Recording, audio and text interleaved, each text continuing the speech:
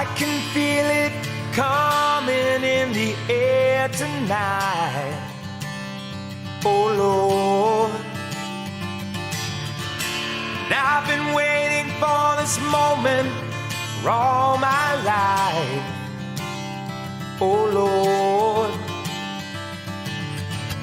can you feel it coming in the air tonight? Oh Lord, oh Lord.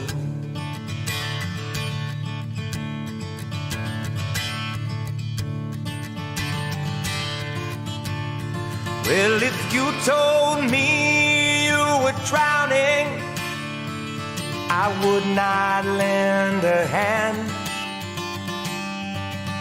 I've seen your face before, my friend, but I don't know if you know who I am. Well, I was there and I saw it. I saw it with my own two eyes. So you can wipe off that grin. I know where you've been. It's all been a pack of lies. And I can feel it coming in the air tonight. Oh Lord, and I've been waiting for this moment for all my life. Oh Lord,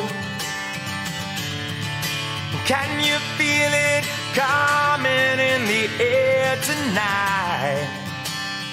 Oh Lord, and I've been waiting for this moment for all my life. Oh Lord, oh Lord.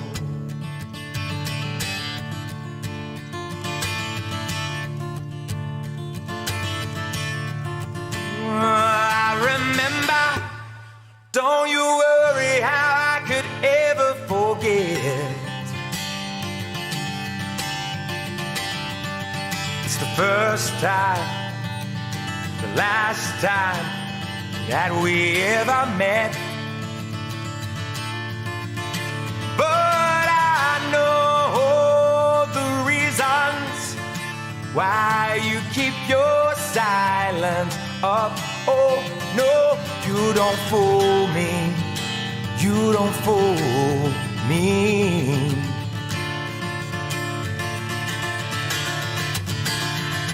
Where the hurt doesn't show, but the pain still grows.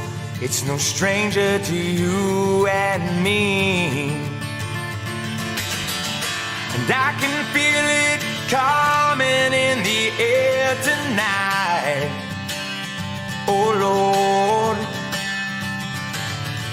well I've been waiting for this moment for all my life.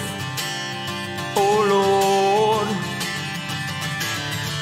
and I can feel it coming in the air tonight. Oh Lord, and I've been waiting for this moment for all my life. Oh Lord, 'cause I can feel it coming in the air tonight.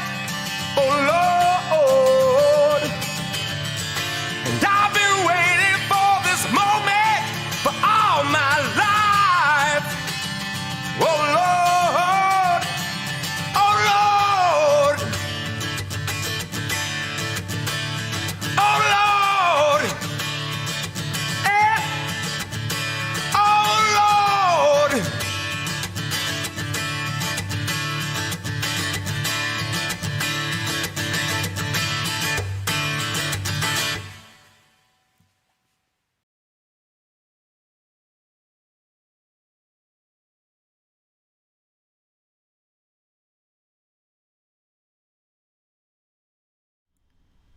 Welcome to the Andy Says MD show. I'm Andy Cool, your Republican nominee for Baltimore County Sheriff. Yesterday, I was advertising a shirt for William Newton for State Senate. Today, I'm flexing with John McGreevy for U.S. Senate, winbigvotepig.com. A lot of you guys know John because I've interviewed him more than anyone else. He's a federal whistleblower, to say the least, but an absolute patriot who has put forth his life, his sacred honor, his property for this country. So yesterday's show, we were talking about the Book of Sheriffs, and the reading was the part one. We're going to have a shorter reading today because I'm a little strapped for time, but the law of the land is the topic for this section for part two. And the law of the land is the U.S. Constitution. And this is also a great organization here for Institute on the Constitution. And there's some people within that organization that are doing God's work and going around and teaching many knowledgeable things that we should know as citizens of the United States of America. So, let's jump right into it. I left you guys on page 15 yesterday, so we're going to run back over there. Let me bring this up. Oh, before I do that, I wanted to say, direct you guys to my website again. Let's pull it up. I do appreciate all the follows and the subscriptions that you guys have given me on my Twitch channel. Every little bit counts. I do appreciate all the donations to the campaign. I'm simply just trying to get exposure. I want to speak to people. My email address is right on the website here. Let me bring it up. Like this. That's not it. Maybe that's it. Well, what the crap is going on here? I'll just add another one then. Okay, we're going to do this in live time. Add. Okay. No, that's not what I want. Well, this is totally anticlimactic. Give me one moment here. Technical difficulties, love it. So we're gonna add another one. Display. Well, that looks freaky. But okay, we're just gonna do it like this then. All right, so this is my website, cooljustice.com, K-U-H-L, justice.com. Very important information at the top here, equal justice under the law. So you can get to my Telegram channel, you can donate, and again, the donations are super necessary for the exposure that I need to speak to the people, because I am speaking as a constitutional candidate, as you can see on the right hand side, I believe. And yes, okay, you can see it. And yes, constitutional sheriff, the Clio, the one who stands between government and the people. Slogan again. And you can connect with my Facebook, the Twitch that you may be watching right now, but I'm also live on YouTube, my Twitter account. Hard to keep up with all this social media. Hopefully I'm meeting up with somebody next week that can aid me with this.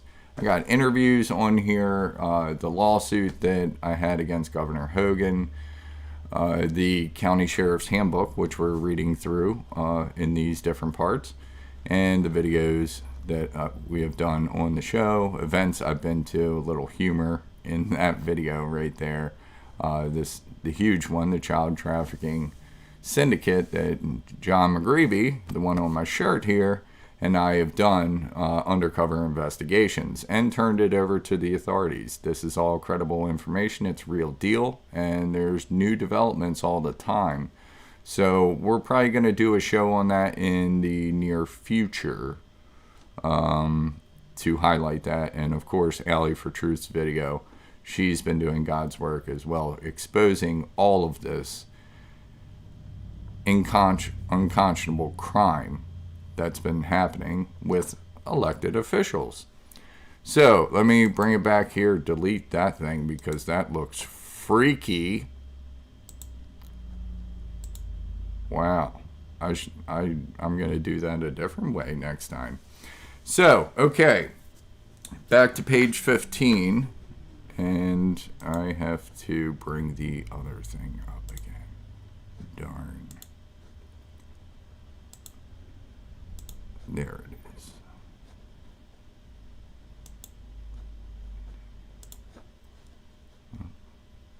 Yeah. That's it. Well, I found the right way to do it, but I wasn't clicked on the right thing, so I got to do that part again. Okay. All right, rushing around today, and here we go. There we are, back up there in business. So I have to resize it.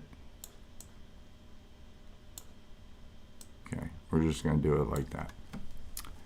Okay, so page 15 is where we left off, and I'm going to continue reading there about the law of the land. Very important that we know the rule book, as Sean Matthews did and explained in the video about the sheriff and the citizen. So, continuing along. Law of the land. Law, that which is laid down, ordained, or established. Koenig versus Flynn. U.S. Constitution Article 6. We mentioned this in the last show. This Constitution and the laws of the United States which shall be made in pursuance thereof, and all treaties made or which shall be made under the authority of the United States shall be the supreme law of the land, and the judges in every state shall be bound thereby. Anything in the Constitution or laws of any state to the contrary notwithstanding. This is huge with Article 6, and there's an explanation after. In conclusion, law is all about the securing of unalienable rights. We do not need a PhD to know and understand the law. We need not yield our understanding to statutory lawyers, aka bar attorneys. The Bible tells us that lawyers reject the counsel of God. Scroll down for you there. And we're going to read some of the footnotes and citings as well. So that's number 5 there. Luke 7:30. And this is at the bottom of the page here. But the Pharisees and lawyers rejected the counsel of God against themselves, being not baptized of him. They lay upon men grievous burdens. Luke 11:46. And he said, Woe unto you also, ye lawyers, for ye laid men with burdens grievous to be borne, and ye yourselves touch not the burdens with one of your fingers. And take away the key of knowledge. Luke 11:52. Woe unto you, lawyers, for ye have taken away the key of knowledge. Ye entered not in yourselves, and them that were entering in ye hindered. The Bible tells us that God has written his laws in the hearts of all men. We, the people, can know right from wrong. We do not need legislators and lawyers to tell us. That is precisely why we, the people, never gave our servant legislators authority to write statutes that govern our behavior. Nor did we give judges and prosecutors the authority to indict or judge. We, the people, that authority which we reserved to ourselves via untainted juries with the power of nullification. Remember that term, nullification. You're going to hear that a lot in the future. Common law is built upon logic and reason through maxims and principles. Maxims are self-evident truths such as all men are created equal, that they are endowed by their Creator with certain unalienable rights, that among these are life, liberty, and the pursuit of happiness. For every injury there must be a remedy, and for there to be a crime there must be an injured party. Principles are a state of mind that always needs to be considered, such as honor, justice, and mercy. Likewise, we need not yield our trust in understanding law to bar attorneys. Thomas Jefferson told us laws are made for men of ordinary understanding and should therefore be construed by the ordinary rules of common sense. Their meaning is not to be sought for in metaphysical subtleties which may make anything mean everything or nothing at pleasure. The purpose of a written constitution is entirely defeated if, interpreting it as a legal document, its provisions are manipulated and worked around so that the document means whatever the manipulators wish. Wow, do we not see that everywhere today? Jefferson recognized this danger and spoke out constantly for careful adherence to the Constitution as written, with changes to be made by amendment, not by tortured and twisted interpretations of the text. A rule of thumb concerning the constitutionality of any legislation or interpretation of the Constitution is to ask if the conclusion violates any of our unalienable rights, and if it does, null and void. That's what I said. Remember, nullification. The laws of nature and nature's God. The judicial power shall extend to all cases in law and equity. U.S. Constitution, Article 3, Section 2. The footnote. Jurisdiction of law as distinct from jurisdiction of equity. Law here is short for common law as distinct from equity. The laws of nature and of nature's God is called natural law or common law. So called because the law is common unto all men, and no one can escape its judgment, which will be applied either in true courts of justice or on the last day. 2 Pet 3, 6, and 7.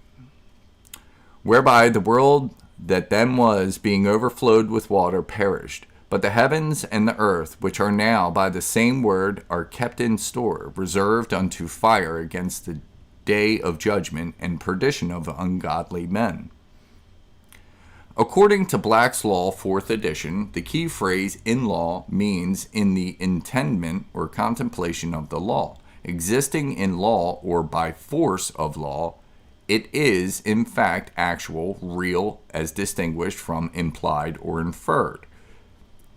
Quote, philosophical, it seems more correct to say that the word land means in law as in the vernacular, the soil. The term land may be used interchangeably with property. It may include anything that may be classed as real estate or real property. Raynard versus City of Caldwell. Law of the land lifted from Magna Carta means due process equals process due and owing to all concerned, sometime called the paths of law. Therein, the constitutional phrase, law of the land, property, for it is God who created all things for his pleasure and said, the world is mine. All men are mine, all souls are mine, and all gold and silver is mine. We the people and all of creation of God's property. God is the lawgiver and the judge, who gave us the law of liberty via unalienable rights, thereby making us free. And we the people, through the jury, grand and petted, sit as the tribunal on the king's bench to exercise the law of the land, and no man, by way of legislation or decree, can take we the people's liberty without consequence. Jumping ahead in the footnotes there, vengeance, Romans 12:19. Dearly beloved, avenge not yourselves, but rather give place unto wrath. For it is written, vengeance is mine, I will repay, saith the Lord.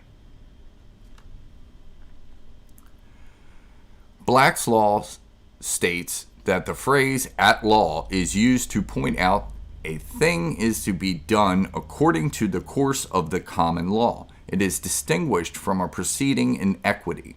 Law is that which is laid down, ordained, or established. Thomas Jefferson was a student of Lord Bolingbroke. He first began studying Bolingbroke's writings at the age of 14, and he read them at the age of 23 as he was preparing for a career as a lawyer.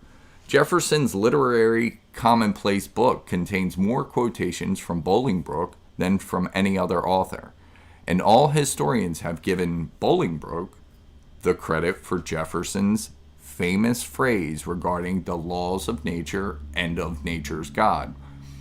In a renowned letter to Alexander Pope, Lord Bolingbroke wrote the following words, which were to become the basis for Jefferson's opening paragraph of the Declaration of Independence.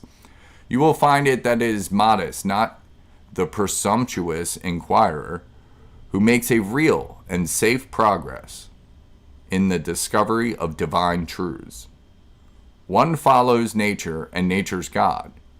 That is, he follows God in his works and in his word. Here we find a definition from the very individual that all scholars recognize as the source of Jefferson's phrase. According to Lord Bolingbroke, the law of nature's God is the law which is found in God's word. This was the definition which was intended by Jefferson, and this was the manner in which his words were understood by our forefathers. The law of nature's God upon which our nation was founded is nothing less than the Bible itself. The laws of nature are most perfect and immutable, but the condition of human law is an unending succession, and there is nothing in it which can continue perpetually. Human laws are born, live, and die. And that was a great example and great quote, because there's so many laws that have been passed in the past and they've never been exercised, or they're not enforceable today, or they're repealed. So these laws come to pass, but the Constitution does not, because the Constitution is God's law. It was written according to God's law. As one might expect, the Bible is fairly clear on the subject of the supremacy of God and his law. It indicates that there is no God except the Lord God. God is the God of creation, and he is the creator of all things visible and invisible. God impressed his laws upon creation, and he governs its operation accordingly. God gave his law so that people would seek after God and know what God requires of every person. Of course, the laws of God are right, perfect, and eternal. They apply over the entire globe and are written in God's creation because God is the creator of all the earth. These rules also apply to all people and are written within each man, woman, and child because God is the creator of all people. God also reiterated the basic elements of his rules and right and wrong in the Bible. And I mean, okay. There's some people that say the Constitution is racist, but the Constitution was written in God's law. And it applies to all men, all man, woman, and child, because he created all of them. There's nothing racist about the Constitution. This is another effort to destroy the Constitution. This is why I am educating people on the Constitution, educating myself. We have to know the law so we can protect ourselves and protect our families, protect our friends, protect our country. The implications of this situation are straightforward.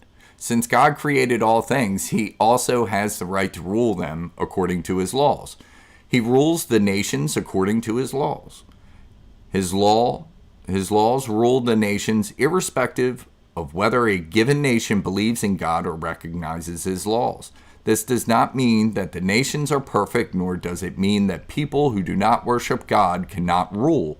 Nor does it mean that God will judge lawbreakers according to our timetables of justice. It does mean, however, that God will not let a corrupt government rule forever. God judges justly on the earth and punishes lawless leaders and nations. Nations which forget God may completely perish. Nations which honor God and try to follow his laws, however, can expect to receive his care and protection.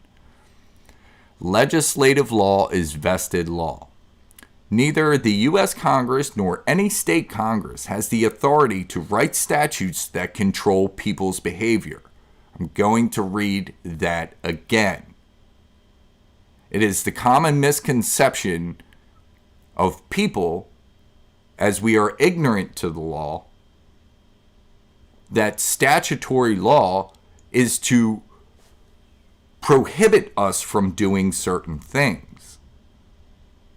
They are violations of our unalienable rights. Again, neither the U.S. Congress nor any state Congress has the authority to write statutes that control people's behavior. It's up to the people to control their own behavior, and if they injure someone, the common law has remedies. Vested authority in our legislators is found in Article 1, Section 8. Congress absolutely has no authority to legislate outside of Article 1, Section 8. The real law. The common law is the real law, the supreme law of the land. The code, rules, regulations, policy, and statutes are not the law. Self v. Ray.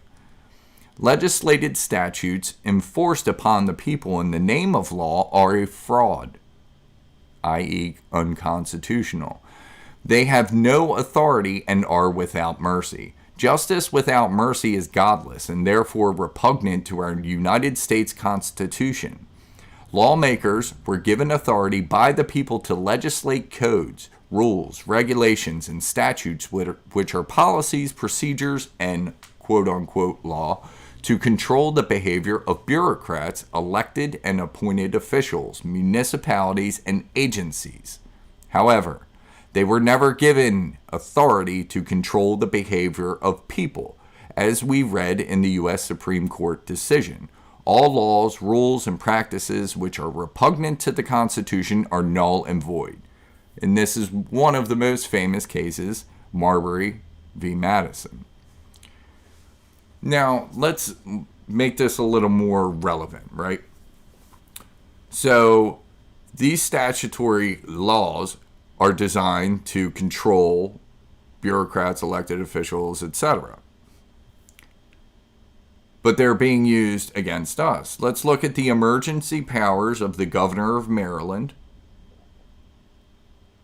in, 13B, I believe. Somebody's going to have to fact check me on that.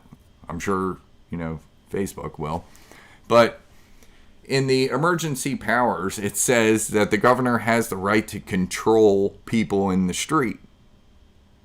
It also says that the governor has the right to acquire all of your firearms. You can take our guns just because he calls a state of emergency. What have we seen in the last 2 years that has happened? But it's just ignorance by the population that we let this happen. We consent to it by doing nothing. Continuing, legislators simply do not have the authority to rule make. Where rights secured by the Constitution are involved, there can be no rulemaking or legislation which would abrogate them. Miranda v. Arizona. God breaks down the law as follows, and Jesus answered him, "The first of all the commandments is, Hear, O Israel, the Lord our God is one Lord, and thou shalt love the Lord thy God with all thy heart, and with all thy soul, and with all thy mind, and with all thy strength. This is the first commandment. And the second is like, namely this, thou shalt love thy neighbor as thyself. There is none other commandment greater than these." Mark chapter 12, verses 29 to 31. Although it is in sin punishable only by the judge of the universe, to break the commandment to love in your mind, words, and deeds, it does not become a crime punishable by man until your words and deeds are expressed in actions injuring another. Thomas Jefferson said, "I would rather be exposed to the inconveniences attending too much liberty than those attending too small a degree of it. If one evicted is placed on probation or house arrest, they may and should be required to pay for said services." And we're going to talk about a couple very important laws, and then we're going to cut it short then. 18 U.S. Code 241, conspiracy against rights. This is a federal law, right? If two or more persons conspire to injure, oppress, threaten, or intimidate any person in any state, territory, commonwealth, possession, or district in the free exercise or enjoyment of any right or privilege secured to him by the Constitution or the laws of the United States, or because of his having so exercised the same, or if two or more persons go in disguise, police officer acting under color of law, on the highway or on the premises of another with intent to prevent or hinder his free exercise or enjoyment of any right to or privilege so secured.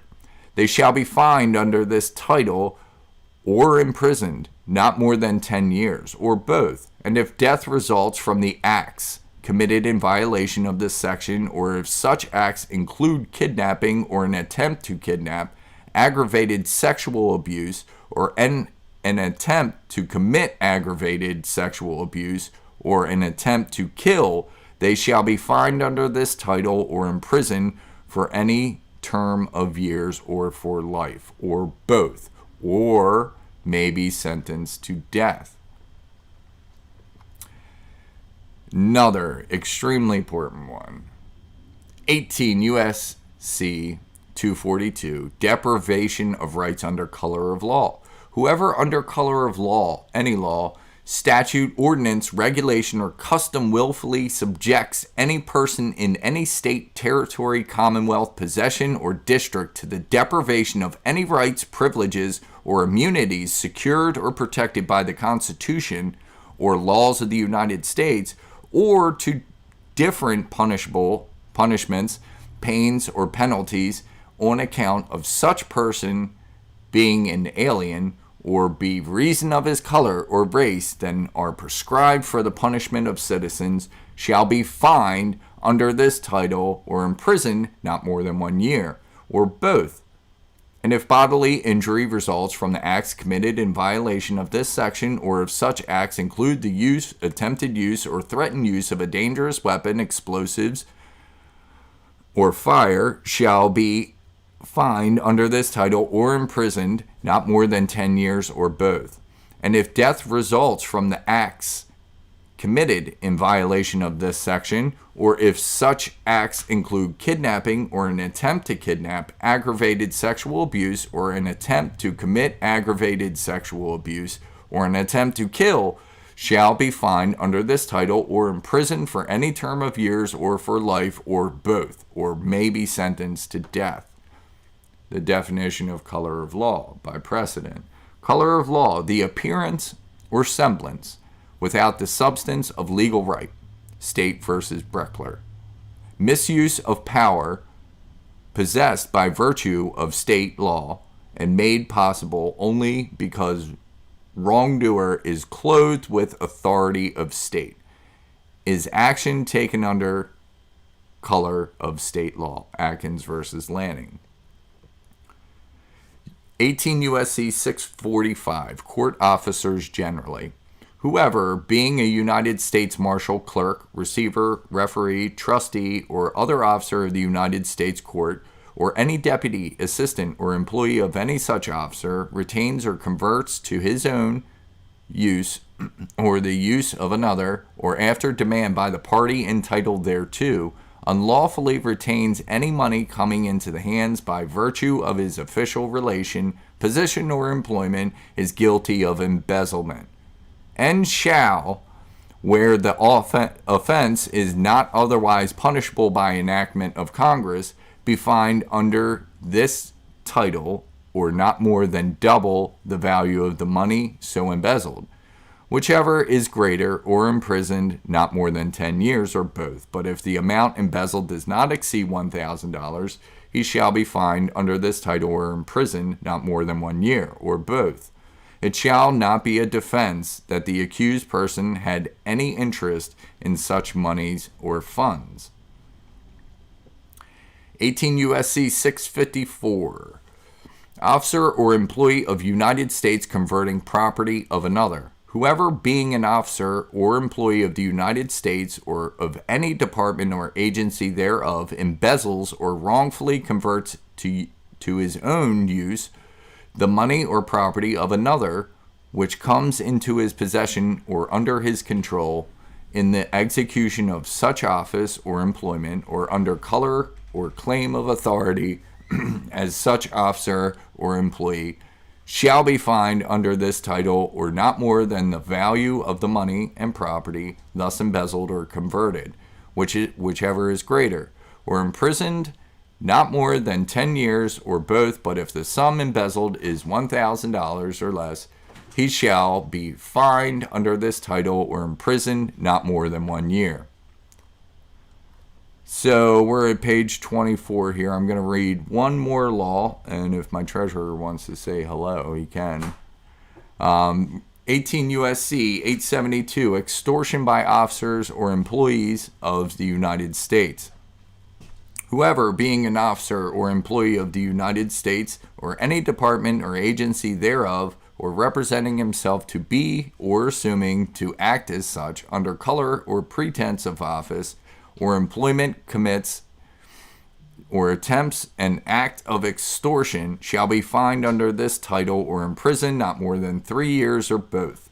But if the amount so extorted or demanded does not exceed $1,000, he shall be fined under this title or imprisoned not more than 1 year, or both. So we're going to leave it there on page 24. I kind of see this. It might be like a 10-part series or something like that. Let me click back to the camera. That's not the right one. No, that's not it. This one. Yeah, there we are. Okay. So, everyone, thank you for watching tonight. We'll do the ending song. If Will, you want to say hi? Wave to the camera. Vote cool. Will Cool says, vote cool. My treasurer is my brother. Vote Cool sheriff, cool. man. I am your Republican nominee for Baltimore County Sheriff. So, here we go with the outro song, guys. God bless.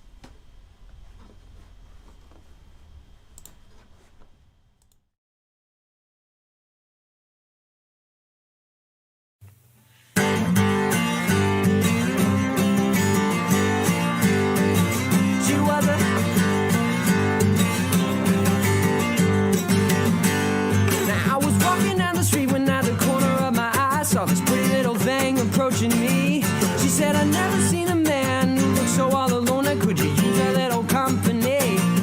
And if you pay the right price, the evening could be nice, and you could go and send me on my way. I said, you're such a sweet young thing, why you do this yourself? She looked at me, and this is what she said. Oh, there ain't no rest for the wicked, and mine don't grow on trees. I got bills to pay, I got mouths to feed. There ain't nothing in this world for free. No, I can't slow down, I can't hold back, but you know I wish I could. Oh, but there ain't no rest for the wicked until we close our eyes for good. And now 50 minutes later, I was walking down the street when I saw the shadow of a man creep out of sight. And he swept up from behind, he put a gun up to my head, he made it clear he wasn't looking for a fight.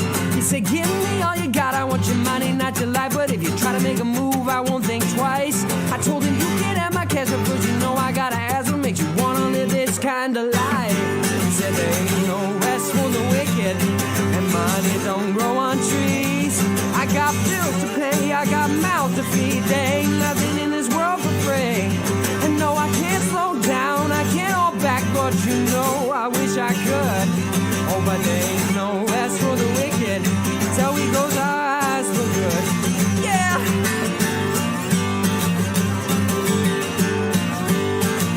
She was a